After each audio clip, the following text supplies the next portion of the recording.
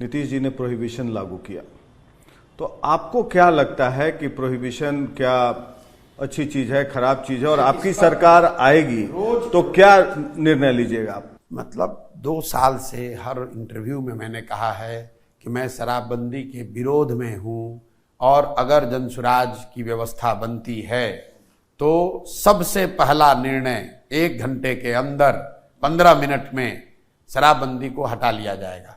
उसकी वजह भी मैंने गिनाई।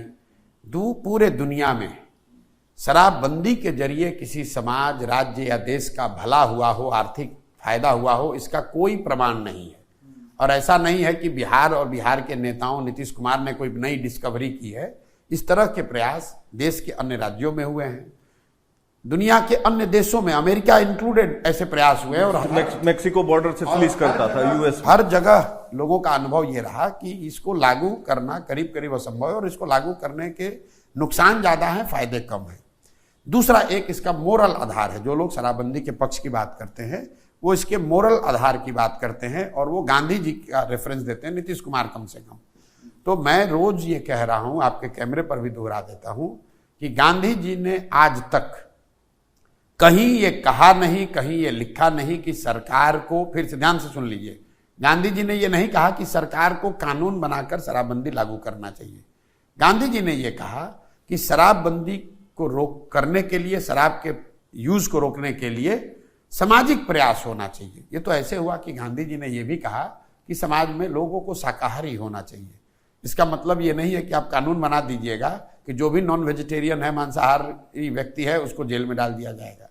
तीसरी बात, एक बार को अगर आप मान भी ले कि इसका कुछ फायदा है, तो फायदा तो तब होगा जब इसको लागू आप कीजिएगा।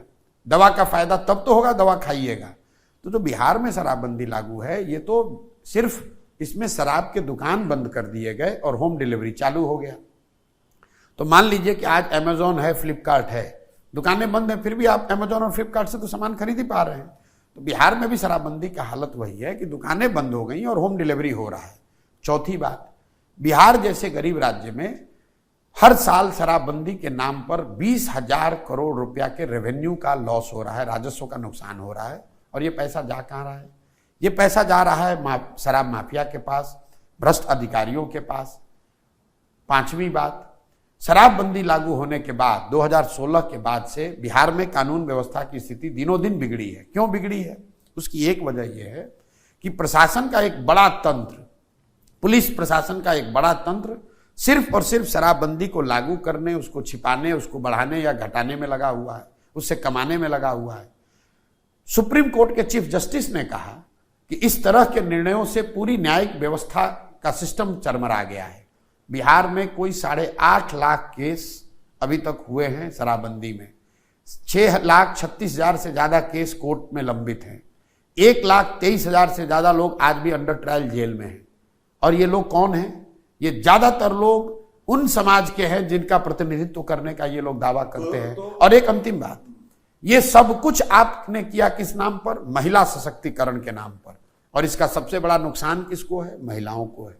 एक बार जब गरीब आदमी शराब कंज्यूम करते हुए, बेचते हुए या उससे जुड़े हुए कारोबार से पकड़ लिया गया, उस घर की महिलाओं की हालत यह है, जो गांव में हम लोग जाकर देख रहे हैं, कि वो अपना घर का बर्तन बासन बेचकर भी उसको कोर्ट और थाने में जाकर हाजिरी देनी पड़ रही है।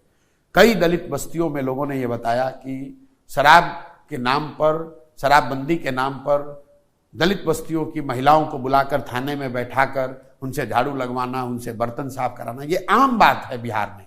कि तुम्हारा पति शराब के धंधे में लगा हुआ है, तुम्हारा पति ताड़ी उतारता है, उसकी महिला को बुला लिया, 4 महिलाओं को बुला लिया, थाना में झाड़ू लगवा रहा है। और ये कैमरे पर बातें हैं, ये कैमरे पर मैंने वीडियो डाला है। तो आप ना, इसका कोई दुनिया में कोई प्रमाण है कि इसका फायदा है, ना इसका कोई मौलिक आधार है, ना कोई आप इसको लागू कर पा रहे हैं। 20,000 करोड़ का नुकसान अलग हो रहा है, महिलाओं को कोई फायदा हुआ नहीं। और युवा जो है वो शराबबंदी में लगा हुआ है, कोई स्मैक पी रहा है, कोई गलत व्यसन कर रहा है, कोई गलत काम कर रहा है। तो इससे किसका फायदा है? ये तो सिर्फ और सिर्फ नीतीश कुमार की जिद है कि भैया हम लागू करेंगे।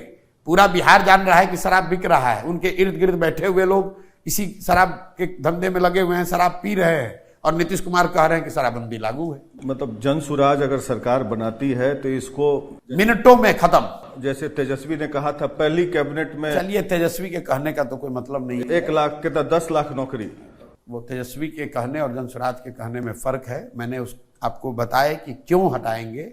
मिनटों में शराबबंदी खत्म, मिनटों में, 15 मिनट के अंदर खत्म। और ये लोग क्यों नहीं कहते हैं? लोग इसलिए नहीं कहते, उनको लगता है महिला वोट नहीं देगी।